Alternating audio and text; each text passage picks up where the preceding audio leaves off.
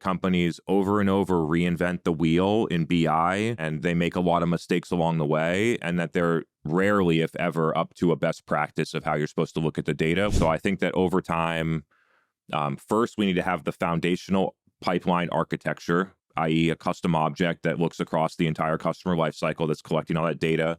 Then we have purpose-built analytics that are then pulling out the data, exactly what we need, exactly how we're expecting it, and then manipulating it in a standardized way, and then delivering that back to the customer with other parts of value like real-time benchmarks, market updates based on all the whole database that exists, et cetera, et cetera.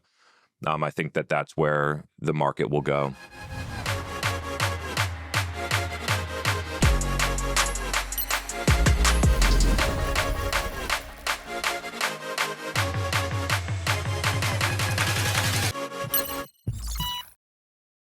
What is up, everyone? Welcome back. Good to have you here. Got to see some new faces.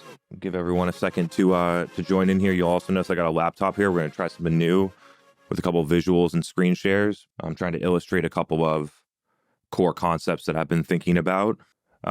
So what I want to do is I was re-listening to the podcast episode that just got released today, a podcast that I did with Crissy and Charlie Saunders, who are the co-founders of CS2 Marketing, a marketing ops and rev ops consultancy.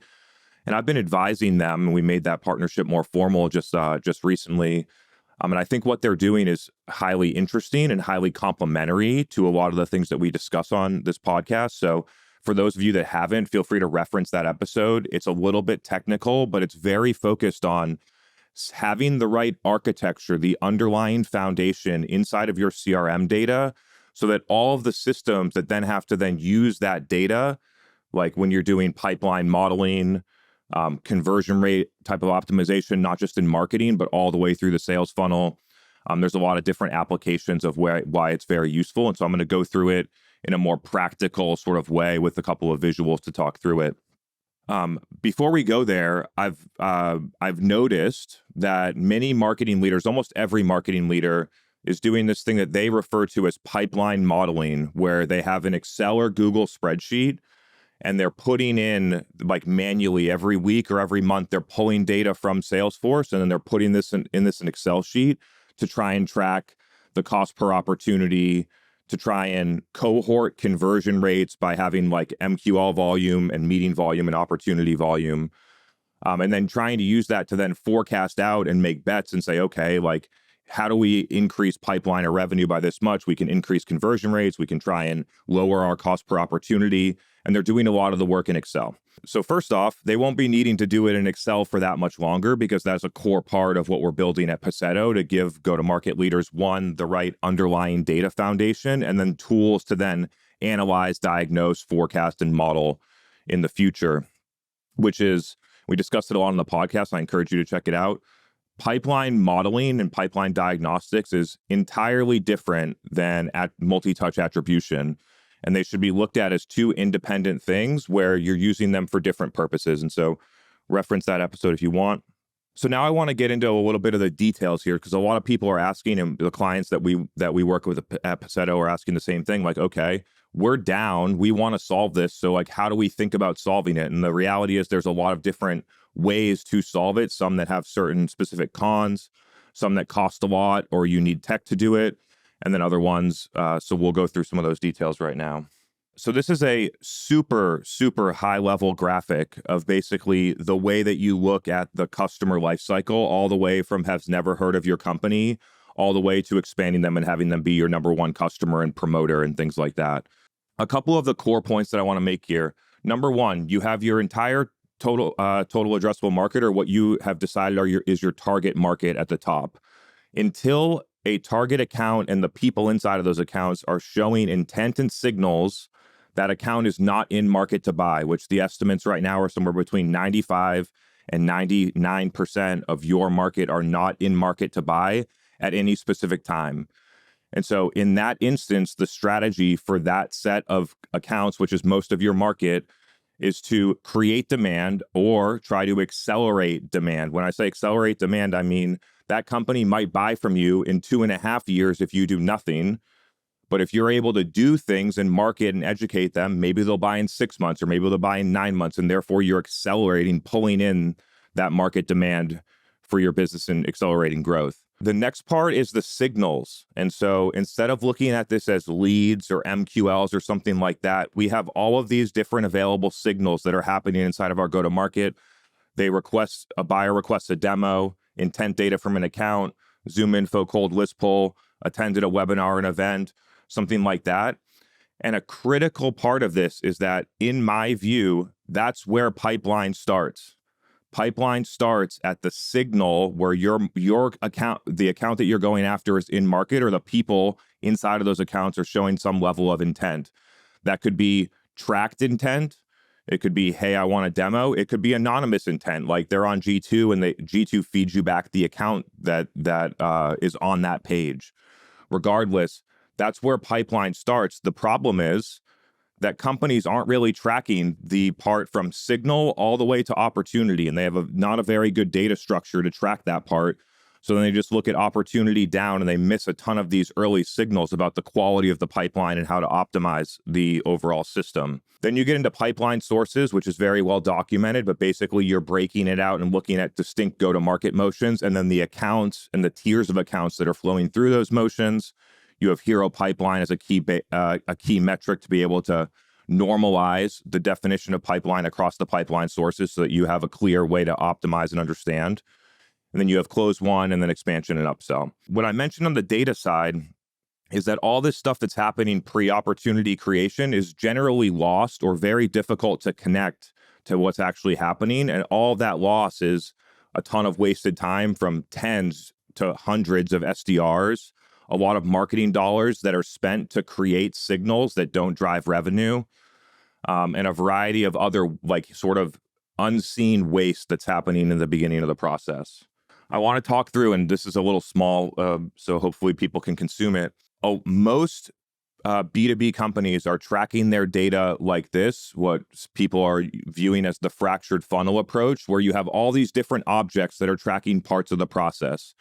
So you have a leader, a contact at the top, and then they become a campaign member when they engage. And then there's some type of stamping for MQL or sales ready if you're that sophisticated. And then you have downstream activities and opportunities, and then you actually have your closed one data. And then trying to stitch all of that together with all these multiple objects creates tons of different challenges to understand the conversion rates between stages, the velocity that's happening, the source and where people actually came from, all the marketing data, all looking down. All that stuff is then having to be stitched together in an Excel spreadsheet, and then the CMO is working on that Excel spreadsheet and doing her manipulations, and you have a marketing manager doing their own manipulations, and then you have the CFO doing their own stuff in BI, and all of a sudden everyone is looking at different data and everyone's tracking, filtering, and doing everything differently. Makes it really hard to get aligned as a company and make some bold strategic decisions. The best practice is to use a custom object that sits alongside all these different objects and pulls the data off of them into one object. And you can look all the way, and basically the tracking starts at the signal that happens at the account or person. And then all the way down, you have the tracking, it's copying data from the lead, and then the contact, tracking sales activities, tracking all the campaign data, all the opportunity data, all in one place, so that anyone in the company can then take that data and then go and be able to visualize, analyze, and do anything with it. And you have a clear path to understand conversion rate from one-to-one and a ton of other benefits. This is an example of all of the data that theoretically should be tracked by a company every single time that there's a signal. There is tons of data on one object, and the reality is that most companies across all their objects do not track anywhere near this level of granularity to make decisions. And so I'm just going to run through a couple of the examples of the core buckets for the listeners afterwards. You have all of the lead and contact data that's coming through. You have what we call a tipping point, or some people call a tipping point. I'm now referring to as the core signal. And you have all of that data. You have engagement data that's coming from marketing, like UTMs and campaigns. You would be amazed how many companies can't track the outcomes of their Google Ads campaigns when just putting it on an object and tracking the signal all the way to revenue would solve the whole thing. cost a couple $1,000s, maybe $10,000, and it would be solved. Meanwhile, they spend $500,000, $300,000, $1 million a month on Google ads and don't take the time and the small amount of investment to be able to just set this data up to track it appropriately. You have all the account data, the account tier, what segment they're in, all that stuff. So then future and reporting, you can slice by segment and things like that and get clear conversion rates all the way from signal to cash. You're stamping at all the progressions, when the SDR reached out, when the meeting was held, when it became qualified, when it changed stages. You're tracking all that stuff so you can then look at the velocity between stages, where people are dropping off, figure out the clear places where you're not up to benchmark, where there's an opportunity to optimize the process. You have all the opportunity data, the ARR, any other key data that's actually on the opportunity record that then is getting pulled in as well. Who's owning it? So who are the people that are actually doing the work at the different stages so that you can do process optimization, you can do cohorts, you can look at high performers and low performers. This is just an example of all the data that you could be collecting in one place and then be able to basically analyze and optimize everything. And so as you look at this, you can clearly see that what we're doing here in terms of having an architecture to be able to analyze, diagnose, optimize, and report on our pipeline is very different than trying to connect a channel like LinkedIn ads or something like that to create a touch point. These are very different things. They should be looked at not as competitive, that you need to be able to do both. But in my humble opinion, the foundational data to optimize your marketing investments, how you capture intent, SDRs, the sales process, has to be a foundational part of your data set before we start looking at things like marketing mix modeling and incrementality and all these other advanced complex things, which have some promise in the future and maybe have some promise today. But we can't lose sight of the fundamentals and the things that help us make easy decisions. And when people look at this, the core difference is that fixing your Salesforce data, like in this and having a pipeline architecture, is generally harder to implement and fix. But once you fix it, it provides very easy to analyze data to make good decisions. And conversely, attribution tools are easy to implement. But then once you have the data, it's very, very hard to analyze the data and make good decisions. And so that's the reason that I believe a lot of companies jump to an attribution software when really they need to fix their core CRM foundation and infrastructure of data. And then if you had all of this data, then you'd be able to run all of your go-to-market motions like a machine. You would have all the data, you'd have all the changes in the process, you'd know where you're on or off track, you could track every single thing. It fundamentally changes the KPI set and how you optimize and run your entire go-to-market, not just the marketing department. And so I feel very strongly about helping companies see the opportunity here, helping them see the cons of what they're trying to do right now, which is push data from the leader contact onto the opportunity and then do cross-object reporting and have campaign touch points and campaign members.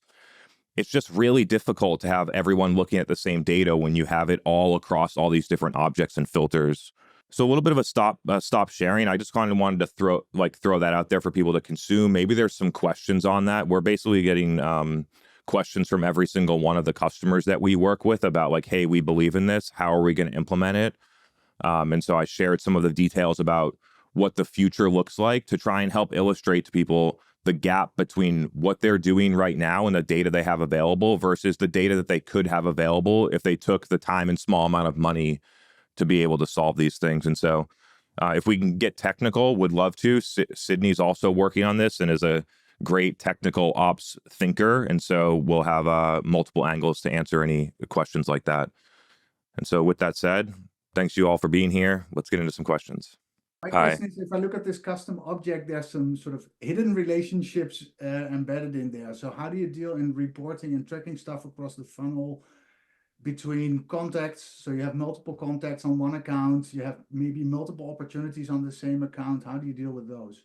So when it comes to actual, like the humans that are doing the work, the workflows are not changing for an SDR or how marketing inputs their campaigns or how sales manages their process or their qualification or how they do a proposal. All the workflows remain the same. There might be opportunities for business process optimization and you can capitalize on those if you choose. But what's actually happening is the object is running in the background and just grabbing data from all of the existing objects and workflows once it's filled and when it's needed, and then collecting it all in one place throughout the journey. That it allows, if a person comes through, gets to a meeting, like reschedules the meeting and then drops out, and then they come back 6 months later and they come back in a normal process, all the original data gets overwritten. And so the re-MQLs, a new MQL date, your historical data is off, and then they're back in. With an object solution, the object is what's actually tracking the journey, not the lead or contact object. So when somebody re-enters, a new custom object record is created, and then all the data for the new journey is collected again. And then there's you can use this to look at both a person level journey and an account level journey. Because you're taking the account data, so then you could filter on to just things that are in a tier 2 account. You could look at it as in both an account or a person level view. Cool, thanks. Great question. Have you considered trying this, or what are you doing right now? Yeah, so one of the challenges we run into is moving from a lead or contact based motion towards an account based motion. And one of the big hurdles is to get reliable or decently reliable data on account level and track that across the funnel. So for instance, starting with lead scoring or rating in the beginning, look at it at an account level rather than at a contact level. Totally. The contact might be a low, an intern reaching out from a hugely attractive company in our ICP, and then we'd still like to track and follow up and treat them accordingly. Yeah. And so what this gives you the granularity to do is track the process of individual people in the accounts while also having the way to look at the accounts overall. Because the reality is that when an account moves to like in market or something like that, it's very possible for the account to move backwards as well. And there's not a lot of, it's when companies do account tracking, it's typically a linear process where it's difficult for them to go backwards, when in reality it happens all the time. And so I think this gives the way to track the progression of people in accounts while also giving like the roll up of the overall accounts or account tiers as well. Yeah, sounds cool. Wish I had that 6 months ago. We're working on a inexpensive solution that companies could implement it rather quickly. So we're hoping to have that live soon. Yeah, one of the key ways to think about it is you're tracking, unique conversions, unique starting points, which we call signals, across leads and contacts and accounts. And you're going to have multiple in accounts over periods of different times, and you'd be able to see that and correlate, okay, we had all these signals at this time, which one of those signals resulted in opportunity, revenue, expansion, so forth. So it's gives you a different dimension to look at the data, and you're not stuck in the lead to account like mapping view. Mm. Hey, Chris, what's going on, man? Tori, good to have you back. Interested to hear your perspective on this. I imagine you're doing some Excel modeling yourself, so interested in your question, then we can go back and forth. Build a lot of this stuff manually in HubSpot and Salesforce, and so love what y'all are working on here. Really cool to actually start to see it, in demo form. But so here's my question, right? Like, I guess what it kind of comes down to is how you're interpreting and analyzing like the data that comes from all these different go-to-market functions. So for instance, right, like with inbound, it's easy for us to identify when somebody comes in, the length of the cycle between, the time they came inbound and raised their hand versus when they actually became a closed won deal. But like one of the things I'm working on with a client right now who is still getting a lot of their pipeline from C-level relationships. In that instance, it's less clear when like the actual, maybe we'll call it lead, originated from. And so if I were to compare like a deal that came from a C-level intro, it might look like the sales cycle is really short. And, if I compare that to inbound, I'll say, well, it looks like our average deal size and our sales cycle is really short for these C-level intros. And so that's where we should be placing more of our bets. So like, how do you actually kind of interpret some of this data when looking at all the different go-to-market motions alongside one another? Is this really like a comparison between all the different sources, or are you trying to kind of isolate them and look at all of them on their own? Yeah, so one critical point that I want to make here is that this type of tool and automation is built for scale. And so that's one key point. If you are a artist that is like hand making a table, then you may not need this. But if you're running a manufacturing facility trying to make 10,000 tables a day and do it effectively and make a margin, then you're going to need some type of tool and analytics. And so it's really the difference between those two dichotomies. So that's the first point, is that it's really for scale. If you're less than $1 million ARR, would it be nice to have the foundation set up so as you scale, you have it? 100%, but the perceived value at that stage is lower. And then the other question was related to tracking like differences between hand raisers and maybe like sales outreach or other things like that. When people are like, marketing is used to tracking these things because they were trying to have like a first touch, or they're trying to have last touch, or they say they marketing influence. So marketing's very used to having this type of trackable data when it comes to a web form submission, a third party like lead contact that came from a LinkedIn lead gen form or content syndication or a review site form or something like that. Marketing is used to having those types of things. The thing to consider is when you open it up and look at it in the entire go-to-market, that basically any time a salesperson takes action, it should be driven by a signal. Your sales team should not just be aimlessly deciding what to do in some day. That should all be architected in the strategy and the technology. And then you have all the data of, okay, signal, action, you collect it over a long period of time. Then you have all these signals and you say, okay, let's just cut these signals out. These signals, we win 1 out of 1,000 leads or 1 out of 10,000 signals.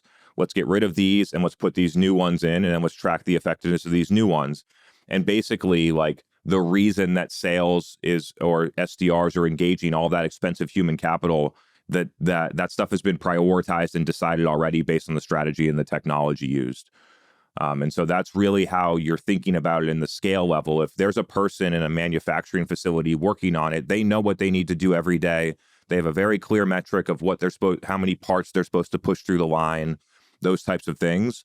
And so having that level of granularity and prescription on what we're doing and why, I think, would be really useful. And then downstream to that, then you have all of the perfect analytics about how to make a decision as a SDR leader or a CRO or even a marketing leader. So it's a little bit different way of thinking than how companies think right now.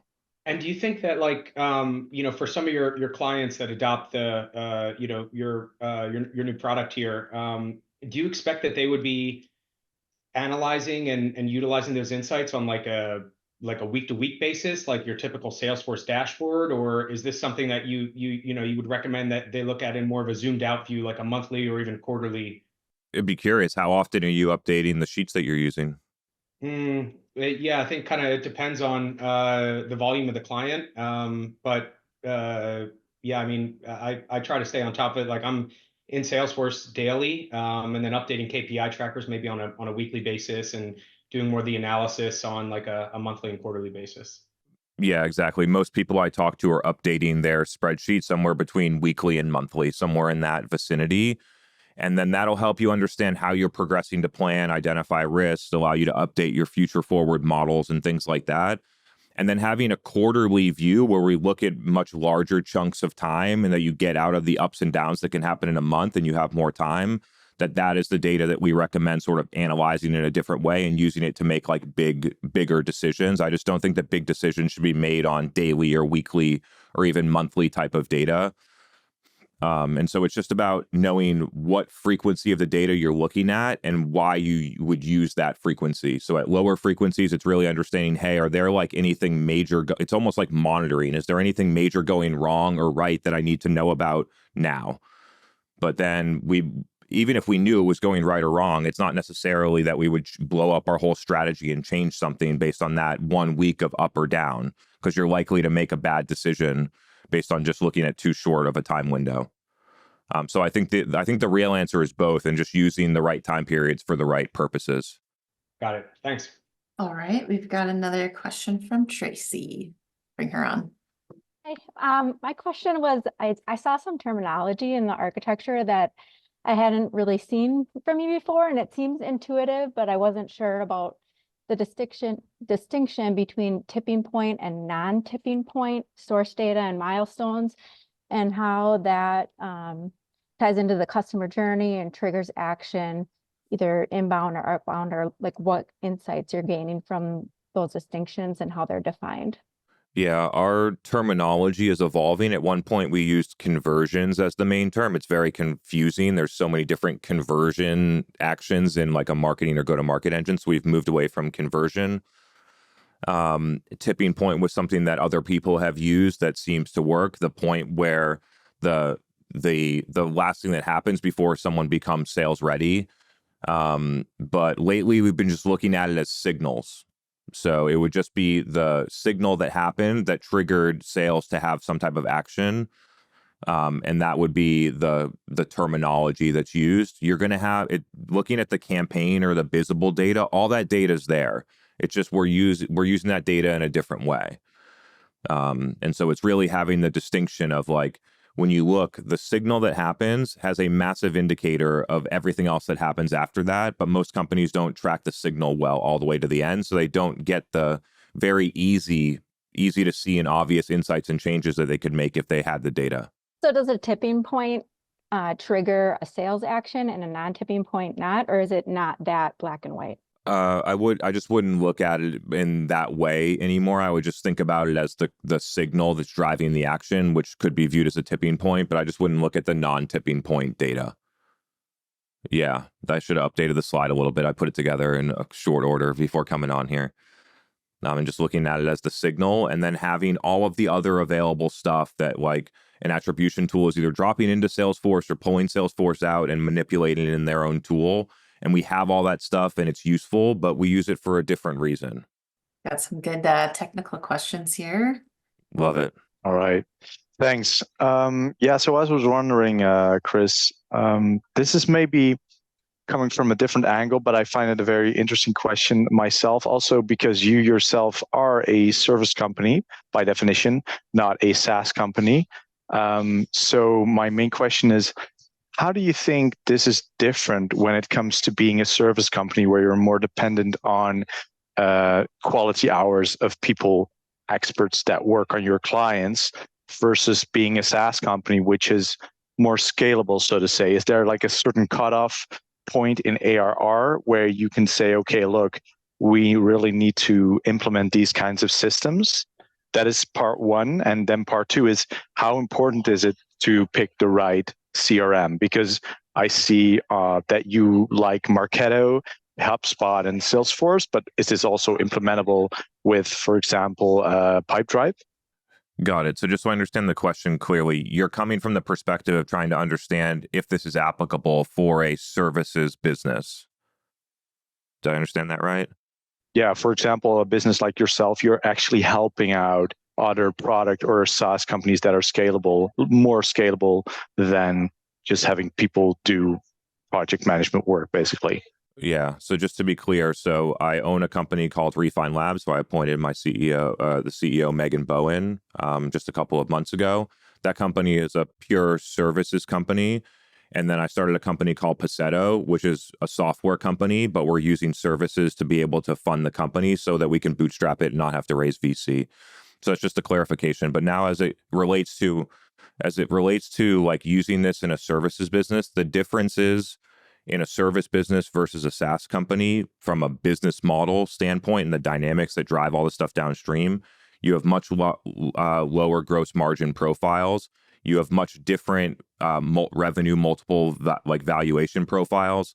You have less access to VC and other forms of financial capital. And so what do all those things do? It drives down the amount of money that you can spend to acquire a customer.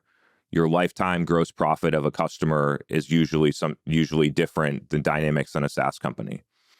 And so the ability to track the data is still incredibly useful. The difference in a service business is that typically it scales with people. So you can't just get 100 customers and onboard all 100 customers right out the gate. You have to get 2 and then 2 in a couple weeks, and 2 in a couple weeks. You need to build it because you need to hire and train and onboard customers, which is a little bit different. So I think from an analytics perspective, you could track all the same stuff, Salesforce is like the easiest to track because of the ecosystem and the technical details inside of it. HubSpot's making some good progress on that. I think that other lightweight CRMs just don't invest enough time in this part, which is like the data architecture and the infrastructure and the ecosystem, to be able to fully support like a full-blown model. And so like we interact with like big enterprise companies that are using like SAP as a CRM, and then they have all their marketing data in HubSpot or Marketo, and they're not connected together at all. So they have their marketing data coming from one place, the sales data coming from another place, can't stitch it together, and creates like a big problem that needs to get fixed in an enterprise. And so I think it's more about the difference between services and a product business is really about how much you can spend to acquire a customer and how many customers that you can get at a period of time. And then typically the business model and the LTV of a customer, or the lifetime of a customer. And so those differences drive how you run your go-to-market strategy, and it changes how you invest in sales and marketing as an overall percentage of revenue.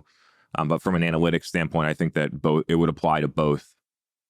Given if you're at a certain stage or maturity where you have 5 or 10 reps, or you have outbound SDRs, you're spending millions or tens of millions of dollars in marketing. At some point, you need to be able to look at that data and be able to make decisions against it. That's what this infrastructure allows you to do, regardless of what you're selling. So if I understand correctly, basically not the CAC, but the whole service part of acquiring a customer is much more expensive when you're doing a service by definition. And therefore, you really need to approach it in a different way. And to follow up, do you also think that starting out in Pipedrive is a big mistake when you want to reach a certain scale at some point? Like, have you experienced that it's easy to then switch, for example, to HubSpot later on, or is that really a decision you need to make upfront? From a tech standpoint, I don't think you need to make that decision up front. Early stage, like you build a lot of tech debt that's going to have to be rebuilt anyway, whether you rebuild it in Pipedrive or you rebuild it again in a different system. So I don't think that it matters. Use what is working for you right now. Don't get so lost in like what tool am I going to use, or spending 3 months to implement a tool versus spending 3 months trying to go out and get more customers. And then at some point you'll start to feel some friction. Then you'll say, we need to optimize these things. And then you'll make a decision to either optimize them in the current platform or move platforms depending on the needs of the business at that stage. And then just to sort of talk a little bit more between services and product. So like, let's look at a $10 million revenue company, right? Okay, you're a services company. You're doing 10 million in revenue. If you're doing good, you're doing 20% net income. You got 2 million in EBITDA. That company is going to be valued off of EBITDA, 2 million in EBITDA, 4x revenue valuation, $8 million business, less than 1x revenue. That exact same company, that's a software company at 10 million ARR, could get valued at 10 to 20x revenue and be valued at $100 to $200 million rather than an $8 million services company. And that core difference allows you to invest in growth a lot more aggressively because you're able to raise funding at a much higher revenue multiple than you would in a services business. So while a services business is trying to have a 2-month customer acquisition cost payback period due to EBITDA and valuation constraints, a SaaS company might say, we're good with a 3-year CAC payback because we'll be able to get to the next funding round and be able to continue to fund growth as the revenue multiple expands almost exponentially. So it's really about the allowable CAC. And that's why you see services businesses that typically don't invest almost anything in like a dedicated marketing department and have a very lean sales team typically, not always, but typically due to that phenomena. Exactly. All right. That was good back and forth. We have a question from Adam. I'm going to bring you on. He also asked if the slides that you shared would be shared out. They will be on YouTube later on Chris Walker's channel. Let's drop the link in the chat for everybody. Cool. Yeah, the exclusive for the listeners. He can't come on, so I'll read this from Adam for you.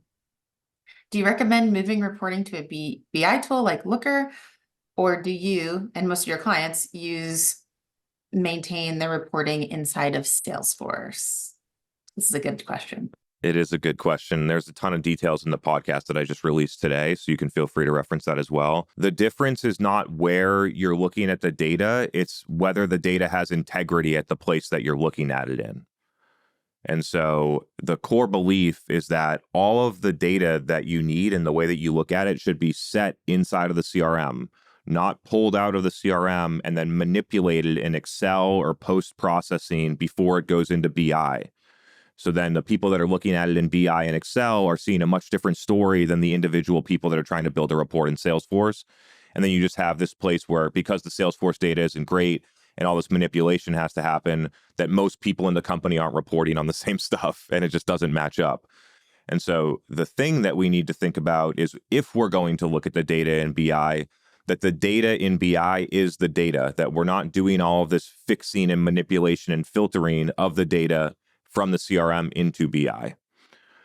So I think that's really the core distinction here, so that if someone's looking at it in BI or looking at trying to replicate a report in Salesforce, that they can actually do it because the data is the same. So, and it's just having a level of commitment to having the operational tool, the CRM, which is basically the brain of your go-to-market. Having the brain have all of the right data that you need to be able to operationalize, create signals for sales, collect the right information, report properly, optimize, and just having a commitment to being able to do that in the core CRM. He left a comment here. I'll just read for listeners listening to the podcast later. This is where he's been having issues. He's been trying to build this in Looker. We've been running into issues trying to combine all the data sources. Building a custom object in Salesforce to create a source of truth is a huge unlock today. And then you have the source of truth, and then you can take that object directly out of Salesforce into BI and make all of the reports 100 times better and more consistently than trying to have all the objects connect together outside of BI. Great unlock. Love that. Yeah, I 100% agree. We've worked with a couple of clients that exclusively or primarily use BI tools to run their reporting, and the custom calculations and the workflows and the chaos that goes on behind the scenes to manipulate the data breaks, and then no one knows how to fix it either. So it's definitely not recommended. Okay, great question. I have another one that I got DM, and this is a little bit off topic, so we're going to shift gears a little bit here. Let's do it. All right, this is on account and contact targeting. So it says, we're shifting our targeting approach specifically on LinkedIn to be account-based, purely to improve delivery and focus our targeting, since their industry targeting is subpar. They make a lot of assumptions with industries that don't really align to our target markets. How would you use data enrichment providers to get a list and even potentially source contacts as well? For context, we don't have a dedicated account list or tiering. So I was just thinking of going through and seeing what accounts are in our CRM that fit our ICP, and then going to a data tool to source similar accounts. How would you approach this? The answer on this one is kind of like take a step backwards to go like 20 steps forwards, I think, is the way that I would look at this. That like, sure, like some either tools will help you or some marketers will go and just say, let's just look at our close one accounts over the past 6 months and then just try to figure out what's the same about them, or upload them into a tool and try to have the tool spit out a bunch of other lookalike companies. But then you basically have marketing running advertising to accounts, and sales doesn't even really know those same accounts. They're not working them. It's not tracked in the right way. So there's just like a lot of issues here. So the step backwards is to, if you're going to have a quote unquote ABM strategy, to have every single account, the details of that account, the tier or the segment that account falls into all in the CRM. There are companies that I know that have 700,000 tier 3 accounts, and every single account, the company name, the website, the details are inside of the CRM. Some ABM tools or data providers to that are able to sync data. Otherwise, you can go out and be able to get it and get everybody aligned that these are the tier 1s, the exact accounts, these are the tier 2s, and these are the tier 3s. And then have a specific go-to-market motion or motions that are focused on those accounts based on how much you can spend or acquire on that customer. The real solution is taking a step back, really having the data. And then when you go into LinkedIn, when you put tier 1 account list in the campaign or in the audience upload, and you literally do a raw upload of actual accounts that you know that those tier 1 accounts, everyone in the business has agreed that that's a tier 1 account, that it really matters to our sales team and things like that. And you clearly have a acknowledgement across the whole company about tier 3s or companies that aren't on that list that you just wouldn't end up putting in advertising at all. And so that's the recommended approach, even though it might quote unquote take a little bit longer. It really sets you and your, advertising and your programs up for more success. Love it. I think the theme of the episode today is source of truth, put it in the CRM. Good point. Yeah. Okay. This person has a follow-up. They can't come on live, so they keep asking follow-up. They are ahead of demand gen and they agree with the approach. Should they work with their head of sales to kind of kick this off, work with their peers first, do a plan, submit it to leadership? Would you suggest they go internally to find a sales counterpart to work with? To kick off the account selection process that we just talked about? I would start with getting connected with the marketing leader and saying, hey, I'm thinking about just picking out these accounts or finding lookalikes over here. What I think would be a much better idea is to take a step back and really be thoughtful and decide as a go-to-market team what accounts matter, the exact accounts, having those details in Salesforce so that when we go out and spend $50,000 a month in advertising, that we have a much better way to understand whether that advertising is working or not, because we've selected the accounts up front and we've decided that they're valuable to our business. And that sales is also going to be running motions when we start to get signals and those types of accounts are on our website, that we're going to be able to get those signals and then go and try and outreach and get meetings with those companies. And so in order for this to really be successful, we need to have alignment because they are integrated go-to-market motions that multiple departments need to all be aligned on who the accounts are, that they're valuable, and then have the setup so that when marketing creates signals or other signals that are created, that then sales and SDRs are able to take action on them. And so I would start with having the conversation, if you're ahead of demand gen, having the conversation with your CMO. And then start to work with the CMO. And then the CMO is most likely going to have a strategy for when they involve the CFO and the CRO and things like that. I would look at that type of approach when you're trying to make this implementation. Love it. We're going back to the custom object now for a question. How does self-reported attribution and software-based attribution, UTMs and touch points work with the custom object? So at the time of the signal, all of the signal data that's available is stamped onto the record. And so if the customer had filled out a demo form or another place where you collect self-reported attribution, that would be part of it and it would be put on the record.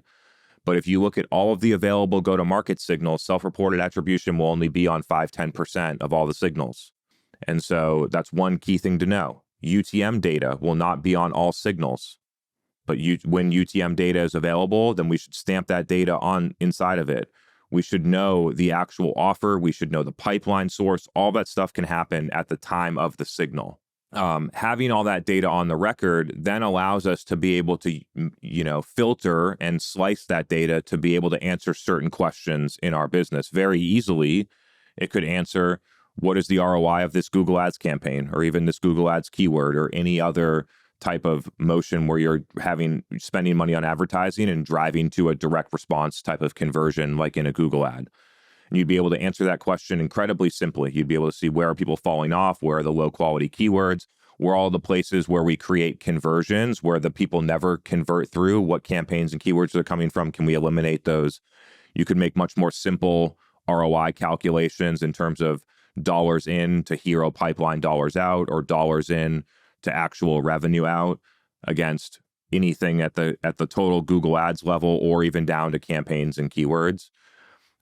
So it gives you all of that data on the record. And then for some signals, you're going to have certain data. And for other signals, you're going to have certain data. And then being able to use that data in a certain way to optimize or answer a more micro question, right? So this the architecture really allows us to answer macro questions, and then have the details to be able to know where and how to look into the micro. And so when you're trying to go and optimize a Google Ads campaign, having this data helps. It helps you flag, hey, we have low ROI on these campaigns, or hey, we have low ROI on these keywords. But then after that, you have to go and make micro optimizations. You have to go and change the copy. You have to change the landing page. You have to do all of these micro strategies. But the fact that you focus there gets identified by these top level analytics. And so it's really about being able to understand and balance the macro to micro. Anything that we're doing in the micro should be driven by the macro business story and the go-to-market performance. That's why we should focus on things. That's why when we identify, hey, our demo to hero opportunity rate is 7%, the benchmark from Paceto and all that data is 31%.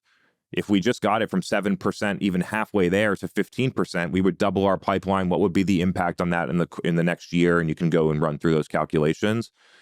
But if you don't have the custom object and you can't look at cohort conversion rates, you'd oftentimes not even see that there's an opportunity there. It's really about having the macro data to identify macro strategy adjustments or really big areas of opportunity or risk. Follow up from the same person.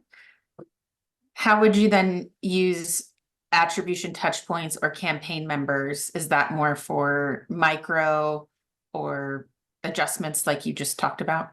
We're still working on our position. So right now we ingest all visible touch point data, and we're actually running through a variety of different ways to analyze it that we think is different than like using just a blanket W shape or U shape, but having it in concert with having this type of pipeline architecture in that data to be able to then look at the touch points in a different way.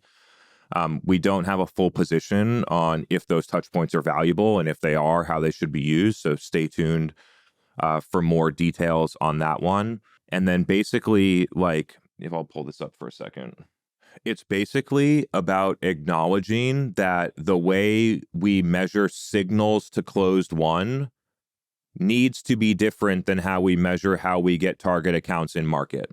And that most of the things that happen inside of multi-touch attribution are signals.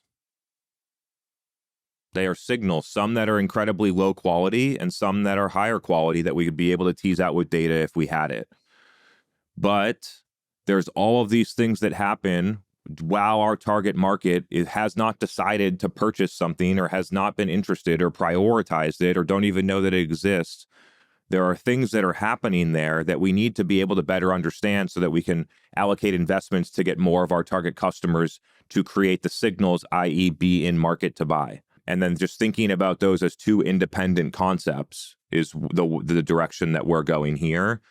And the way that we solve the target market measurement, my belief, one person's belief, is that everyone in the industry is trying to solve it in one way by trying to get a digital touch point or try to create some level of, marketing mix modeling to like justify LinkedIn ads. So they're going all in that direction.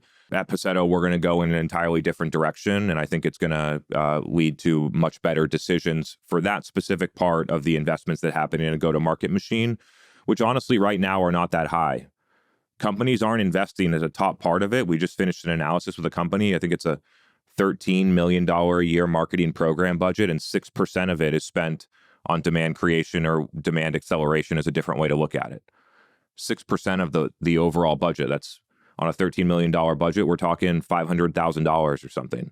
And the reason that money doesn't get spent there is because multi-touch attribution doesn't pick it up.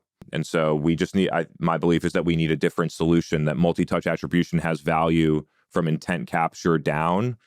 But we most likely need to be looking at different solutions, entirely different dimensions of how we collect and look at the data for understanding demand creation. Great, love it. I think we have time for one more, and we've got Russ coming on to ask his question. Yes, yeah. Hi, Chris and team. We actually have a pre-sales platform for B2B, and so we're a little more in the opportunity management area. One of the things that we've been kind of working through is single source of truth possible, from a standpoint of when you're in that early market development phase, you can bring a lot of this information together. We've actually built a custom object as part of our solution. And what we found is that, when you start thinking about the entire customer lifecycle, not just from lead gen into opportunity management, or even in the pre-sale stage where it's less sales oriented and more sales engineering oriented, where you're doing project management and, Slack channels and all these kind of ancillary feeds are happening that never find their way into CRM. And then there's the handoff, from the sell to the transition to the delivery teams, and then from delivery into expansion, where all of those are different systems. And so you've got a technical challenge of just unifying all this information. So we're kind of leaning into this idea that single source of truth is not, it's distributed. But I wanted to get your thoughts on that. Yeah, it feels a little nuanced because like distributed source of truth sort of means that there are multiple things that are all the source of truth, meaning that the CRM still is the source of truth, right?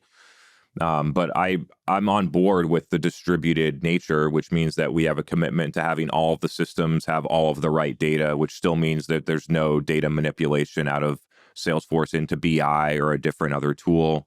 So I see a ton of value in that. I think that at some point, companies will transition from building custom BI dashboards to using purpose-built software to look at data in the consistent way that everyone trusts. I think that companies over and over reinvent the wheel in BI, and they make a lot of mistakes along the way, and that they're rarely, if ever, up to a best practice of how you're supposed to look at the data, which is a perfect use case for building a purpose-built software tool for those purposes.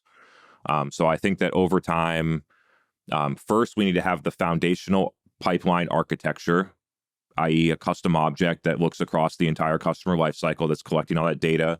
Then we have purpose-built analytics that are then pulling out the data, exactly what we need, exactly how we're expecting it, and then manipulating it in a standardized way, and then delivering that back to the customer with other parts of value like real-time benchmarks, market updates based on the whole database that exists, et cetera, et cetera. I think that that's where the market will go. Yeah, so one of the big challenges that we're working through that right now on how much further we build out our managed package with this universal kind of object idea. The object itself is getting complex and extensible, and if I'm bringing all that lead gen marketing data, demand gen data, account information, related stuff, that you've got the pre-sales insights, it's getting into a very large kind of custom object. So Yep. that's we're working through how to optimize that. And then along those same lines, I think where you're going is we're going to start investing in presets that are part of our managed package for the visualizations to go along with that set, because we turn over our system to many of these companies, and then it goes into an IT queue to get the visualizations in place. That might take 3 or 4 months, and then the customer's not really getting the value for the data that we're deriving.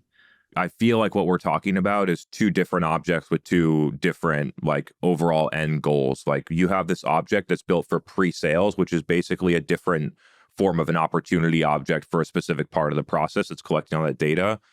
And you have our object that's really trying to track all the stuff. So what in the case of this, like I would have 2 objects, and then the object that we're talking about on the show would just be pulling off a couple of key pieces of information from your object that is needed for the analytics. And so yours is actually just another object that's feeding it with data, just like an opportunity or an account record would. That's what I'm thinking.